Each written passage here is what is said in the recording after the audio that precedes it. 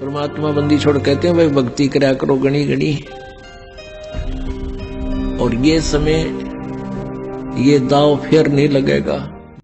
अब ये real knowledge, spiritual knowledge, यथार्थ अध्यात्म ज्ञान आपको प्राप्त हो रहा है, आप इसको फिर आगे फैला रहे हो। तो जैसे वो अज्ञान फैल गया, वो तो लाखों वर्षों से फैल गया, और इस सत्य ज्ञान में इतनी ताकत होती है, ये अब सब जगह थोड़े ही दिनों में फैल जाएगा। और ज्ञान सब ज्ञानड़ी, कबीर ज्ञान सो ज्ञान, जैसे गोला हतोब का अब करता चले मैदान। संत समागम और हरि कथा तुलसी दुर्लभ दो। अपने आत्माओं, जैसे तुलसीदास जी ने अपनी अनुभव की वाणी बोली है, वो केवल श्री रामचंद्र जी तक सीमित थे। और श्री रामचंद्र जी विष्णु अवतार हैं, और विष्णु जी की क्या स्थिति है, ये सतगुण युक्त भगवान है। एक ब्रह्मांड के अंदर केवल एक विभाग के मिनिस्टर हैं, मंत्री हैं, साहब हैं, मालिक हैं। और जो आदरणीय गरीबदास साहिब जी और पूर्ण परमात्मा ने स्वयं आकर जो ज्ञान दिया है, आदरणीय गरीबदास साहिब जी को जो ज्ञान दिया है, और कबीर परमेश्वर जी, क्योंकि परमात्मा अपना यथार्थ ज्ञान स्वयं ही बताने आते हैं, ये आपको प्रमाणित बहुत बार कर दिया है। तो उस वाणी में और इस वाणी में बहुत अंतर है।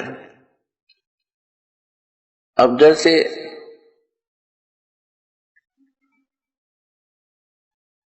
तुलसीदास जी की जो दिव्य दृष्टि काम करती थी, वो केवल एक ब्रह्मांड का भी पूरा चित्रण नहीं कर पाए। और आदरणीय गरीबदास साहिब जी को परमात्मा मिले थे, पूर्ण ब्रह्म कबीर परमेश्वर जी, उन्होंने ज्ञान योग खोल दिया था, दिव्य दृष्टि खोल दी थी। तो उनकी जो वाणी है, तुलसीदास जी की वाणी से बहुत सुपीरियर और बहुत आगे का अनुभव है। ये क्या होता है, दिव्य दृष्टि क्या होती है, जैसे दूरबीन होती है, दूरदर्शी होती है। एक दूरदर्शी की रेंज होती है, ज्यादा से ज्यादा 1 किलोमीटर तक देख सकती है, और एक देख लेती है सितारों तक, लाखों किलोमीटर तक। तो इसी प्रकार इनकी दिव्य दृष्टि में अंतर था, और दिव्य दृष्टि के आधार से ही फिर इन्होंने वाणी बोली है। अब जहां तुलसीदास जी ने कहा कि सुत दारा और लक्ष्मी ये पप्पी घर भी हो, और संत समागम हरि कथा तुलसी दुर्लभ दो। अब जो भी कोई ज्ञान है, जैसे ज्ञान किसी भी सतर का है, चाहे किसी भी देव के प्रति दिया जाता है, कुछ मिलती जुलती प्रेरणा की वाणी होती है, चेतावनी की वाणी मिलती जुलती होती है। कैसे होती है? जैसे परमात्मा ने अपनी अमृतवाणी में कहा है, मानुष जन्म पाए कर जो नहीं रटे हरि नाम, जैसे कुआ जल बिना फिर बनवाया किस काम। एक तो तुलसीदास जी कह रहे हैं कि संत समागम और हरि कथा तुलसी दुर्लभ दो। तुलसीदास जी का जो हरि था वो विष्णु जी थे, श्री रामचंद्र जी थे। और यहां परमात्मा ने जो वाणी बोली है कि मानुष जन्म पाए कर जो नहीं रटे हरि नाम, वो हरि, वो मालिक, वो स्वयं के लिए कह रहे थे, जो पूर्ण ब्रह्म परमात्मा असंग ब्रह्मांड के स्वामी, उसकी भक्ति करे बिना बात नहीं बने। तो पुण्यात्माओं, आप जी के ऊपर वो मेहर हुई है परमात्मा की कि आप जी को संत समागम, संत सोए दो सीधा चले, संत उसी को कहते हैं जो सब बुराइयों को त्याग कर भक्ति पर लगा हुआ है और किसी को दुख नहीं देता, परमात्मा से डरता है, उसको संत कहते हैं। संत मीन एक अच्छी आत्मा, सुलझा हुआ व्यक्ति। फिर सतगुरु संत, फिर सतगुरु अलग होते हैं, संत तो सभी होते हैं, भक्त साधु संत होते हैं जो सद गए हुए साधु, बुराइयों से हट गए, परमात्मा की भक्ति में लग गए, वो संत है। तो आपका यहां आगमन ये संत समागम है। और फिर बताते हैं कि गुरु बिन काहू न पाया ज्ञाना, जो थो था बुस छिड़े मूड किसाना। गुरु बिन वेद पढ़े जो प्राणी, समझन सोर रहे अज्ञानी। तो संत बनाने के लिए सतगुरु की आवश्यकता पड़ती है। तो आपको सतगुरु भी मिले, संत सतगुरु संत भी होते हैं, लेकिन उनके अंदर क्वालिटी सतगुरु की भिन्न होती है। तो ये संत समागम आपको मिला है। यहां आप बैठते हो, सत्संग सुनते हो, फिर आपस में पुराने भाई बहन आपको मिलते हैं, उसका अनुभव सुनते हो। तो यहां सारा दिन आपका परमात्मा के ही विषय में चर्चा में आपका यो अनमोल जीवन, मनुष्य जीवन का ये समय व्यतीत होता है। इसके अतिरिक्त आप कहीं और बैठते हो, किसी रिश्तेदारी में जाते हो, कहीं भी किसी और संसार के व्यक्तियों के पास बैठते हो, तो ये बातें आपको वहां नहीं मिलेंगी, क्योंकि ये तो संत समागम से ही स्टार्ट होती हैं। सतगुरु बताते हैं, फिर साधु संत भक्त आगे उस ज्ञान को फैलाते हैं। जैसे नकली गुरु मिले तो उन श्रद्धालुओं ने नकली ज्ञान फैला दिया, संसार में भर दिया ठोक ठोक के। अब ये रियल नॉलेज, स्पिरिचुअल नॉलेज, यथार्थ अध्यात्म ज्ञान आपको प्राप्त हो रहा है, आप इसको फिर आगे फैला रहे हो।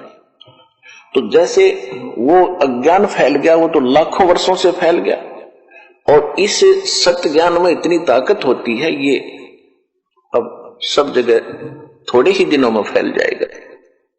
और ज्ञान सब ज्ञानड़ी, कबीर ज्ञान सो ज्ञान, जैसे गोला तोब का अब करता चले मैदान। और जितने भी ज्ञान थे वो तो एक नकली थे, और अब ये ऐसा ज्ञान है परमात्मा का जो तत्व ज्ञान है, ये उस अज्ञान रूप अंधेरे के जितने किले बने हुए हैं, ये जितने भी संत परमात्मा के बच्चों को घेरे बैठे हैं, इस ज्ञान के आधार से इन सब के किलों को तोड़कर और एक बना देगा, परमात्मा का वचन है। परमात्मा को पहचानने के लिए, आध्यात्मिक ज्ञान को जानने के लिए, और हम भक्ति सही कर रहे हैं या गलत है का निर्णय होने के लिए, करने के लिए हमने कुछ आधार मानने पड़ते हैं, आधार बनाना पड़ता है। उसके लिए नंबर 1 तो हमारे सदग्रंथ हैं, क्योंकि श्रीमद् भगवत गीता अध्याय नंबर 16 के श्लोक नंबर 23 में कहा है कि शास्त्र विधि को त्याग कर जो मनमाना आचरण करते हैं, मनमानी पूजाएं करते हैं, उनको न तो सुख होता है और न ही उनको कोई सिद्धि की प्राप्ति होती है, और न ही उनकी गति होती है, अर्थात व्यर्थ, यूजलेस। फिर तुरंत कहा है 24वें श्लोक में 16वें अध्याय में, इससे तेरे लिए अर्जुन कर्तव्य और अकर्तव्य की व्यवस्था में कौन सी धार्मिक साधनाएं करनी चाहिए और कौन सी ना करनी चाहिए, उसके लिए सदग्रंथ ही प्रमाण है। किसी की दंत कथा पर विश्वास मत करना। एक तो ये आधार है कि हमारे सदग्रंथ जो हैं ये परमात्मा का विधान है और सत्य ज्ञान है। तो अब सदग्रंथ कौन कौन से हैं? सबसे पहला ग्रंथ है सूक्ष्म वेद।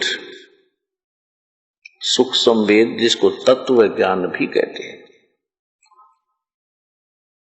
और उसके विषय में गीता अध्याय नंबर 4 के श्लोक नंबर 32 में कहा है कि जैसे कि मैंने अर्जुन तेरे को गीता अध्याय नंबर 4 के श्लोक 25 से लेकर और 31 तक जो ज्ञान दिया है, कोई ऐसी साधना करता है, कोई ऐसी साधना करता है, कोई देवताओं की पूजा करता है, कोई हठ योग करता है, कोई मुंह पर पट्टी बांधकर अहिंसावादी व्रत का पालन करके ये सोच बैठा है कि मैं जो साधना कर रहा हूं ये सही है, कोई स्वाध्याय करके ही, कोई योग अभ्यास करके। लेकिन चौथे अध्याय के 32वें श्लोक में कहा कि इन यज्ञों की जानकारी यानी धार्मिक अनुष्ठानों की विस्तार पूर्वक जानकारी परमात्मा स्वयं अपने मुख कमल से बोलते हैं। वो परम अक्षर ब्रह्म सच्चिदानंद घन ब्रह्म अपने मुख से जो वाणी बोलते हैं, उस सच्चिदानंद घन ब्रह्म की वाणी में, कबीर वाणी में विस्तार के साथ कहे गए हैं। उनको जानने के बाद फिर सभी कर्मों से मुक्त हो जाएगा। वो तत्व ज्ञान है। चौथे अध्याय के 34वें श्लोक में कहा है कि उस तत्व ज्ञान को तू तत्वदर्शी संतों के पास जाकर समझ, उनको दंडोत प्रणाम करने से, कपट छोड़कर और सरलता पूर्वक प्रश्न करने से वो तत्वदर्शी संत तुझे उस तत्व ज्ञान का उपदेश करेंगे। 15वें अध्याय के प्रथम मंत्र में तत्वदर्शी संत की पहचान भी बता दी है कि उल्टे लटके हुए संसार रूपी वृक्ष के जो सभी विभाग बता देगा। सह वेदवित ऊर्ध्व मूलम अधः शाखम अष्टवम अश्वत्थम प्राहु अवम छंदासी यस्य प्रणानी ये तम वेद स वेदवित। ऊपर को जड़, नीचे को शाखा वाला ये एक मजबूत वृक्ष, संसार रूपी वृक्ष है। और छंदासी यस्य प्रणानी, इसके पत्ते और ये जो विभाग हैं, इसके पत्ते, मूल और टहनी आदि इसके विभाग हैं। जो छंदासी यस्य प्रणानी इसके विभाग हैं, और इनको ये तम वेद, जो इन सब अज्ञान रूपी अंधकार में जो आज तक कोई नहीं जानता, इसके विषय में जो जानता है स वेदवित, वो वेद के तात्पर्य को जानने वाला है, अर्थात वो तत्वदर्शी संत है। तो सूक्ष्म वेद में परमात्मा ने 600 वर्ष पहले जो लीला करके गए थे धारण दुल्हाई, कबीर दुल्हाई की, उसमें अपनी सच्चिदानंद घन ब्रह्म की वाणी में सूक्ष्म वेद में कहा था अक्षर पुरुष एक पेड़ है, और सरपुरुष वाकी डार, जिसको निरंजन भी कहते हैं, ज्योति निरंजन भी कहते हैं। अक्षर पुरुष एक पेड़ है, सरपुरुष ज्योति निरंजन वाकी डार, और तीनों देवा शाखा है ये पात रूप संसार। ये सूक्ष्म वेद है, और सूक्ष्म वेद के ताक को समझता है तो वो तत्वदर्शी संत है। तो वो तत्वदर्शी संत ये रामपाल दास है इस विश्व में आज के दिन।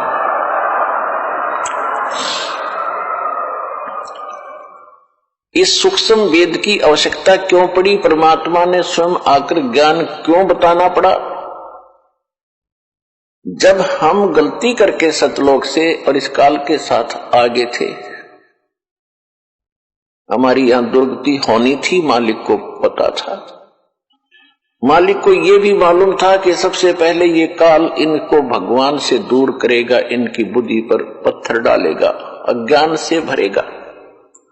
इसलिए परमात्मा ने कुछ ही समय के उपरांत इस काल के अंतःकरण में, इसके हृदय में, वहां से ये तत्व ज्ञान कंप्लीट फैक्स कर दिया था, इसकी व्हाट्सएप पर डाल दिया था,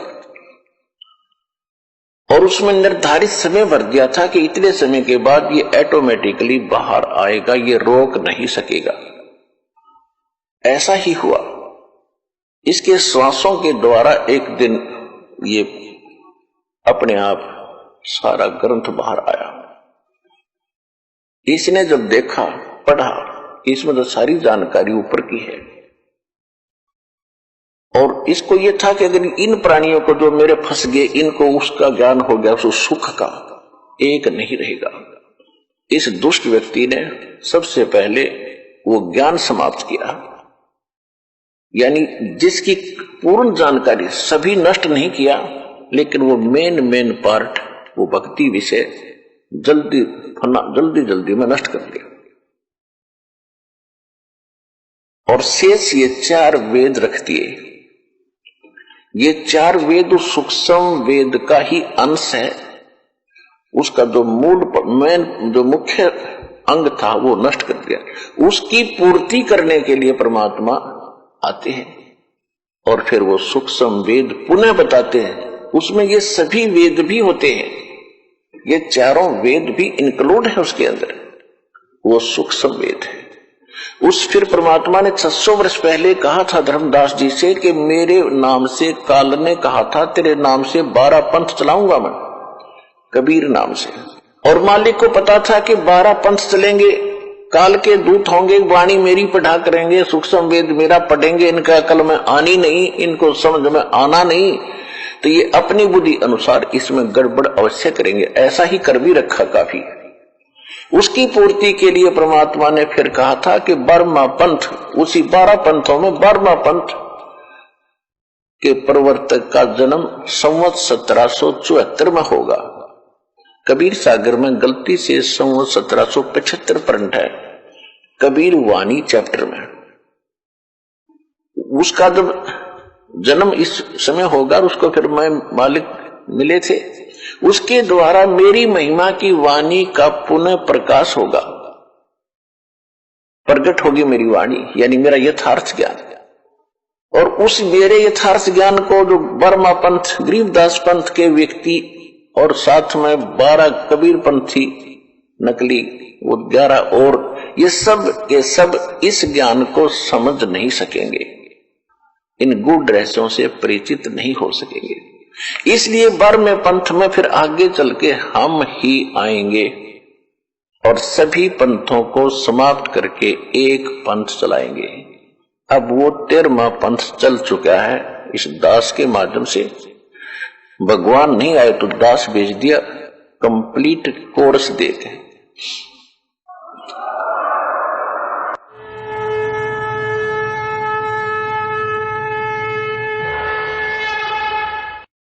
हमसे जुड़े रहने के लिए हमारे YouTube चैनल को सब्सक्राइब करें और नई वीडियो की नोटिफिकेशन के लिए बेल आइकॉन को दबाएं। अगर आप ये वीडियो Facebook पर देख रहे हैं तो लाइक जरूर करें और ज्यादा से ज्यादा शेयर करें। धन्यवाद।